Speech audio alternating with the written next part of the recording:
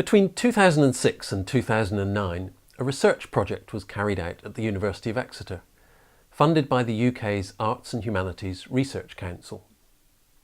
The aims of this project were to examine the various ways in which the Bible was used in Christian environmental ethics, and to develop new ways to read the Bible in a context of ecological crisis.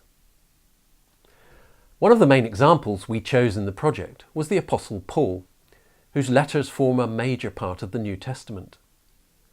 Paul's letters have been hugely influential for Christian faith and theology ever since they were first written. There are a few short texts in Paul's letters that are often used to encourage environmental care on the part of Christians. The most famous is in Paul's letter to the Romans, chapter 8, where Paul writes that the creation waits with eager longing for the revealing of the children of God. And he speaks of the hope that creation itself will be set free from its bondage to decay and will obtain the freedom of the glory of the children of God. Another important text comes in the letter to the Colossians, where the writer speaks of God reconciling all things to himself through Christ. The Christian tradition has tended to focus on human beings and on how they may find salvation. But texts like this suggest that the whole creation may be included in God's saving purposes.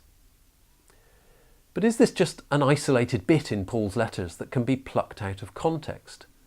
Or can Paul's letters more generally be read in a green way? In our book, Greening Paul, we argue that reading Paul through the lens of our own environmental crisis, we can understand his theology and ethics in a new way. His main message may be seen to centre on the idea that God is reconciling all things, the whole world, in Christ. And that means that Christian ethical responsibility extends to all things, not just to other people or other church members. So although Paul had no idea about our contemporary environmental crisis, or about climate change or species extinction, his ideas can be fruitfully extended to help Christians think about their responsibility to the whole world. And you may have noticed that stewardship doesn't really play a part in this reading of Paul. Instead, the main ideas are about cosmic reconciliation and working how to put such reconciliation into practice in relationship with all the various parts of the Earth's living systems. What do you think? Is the idea of working towards reconciliation among all things a valuable basis for environmental ethics?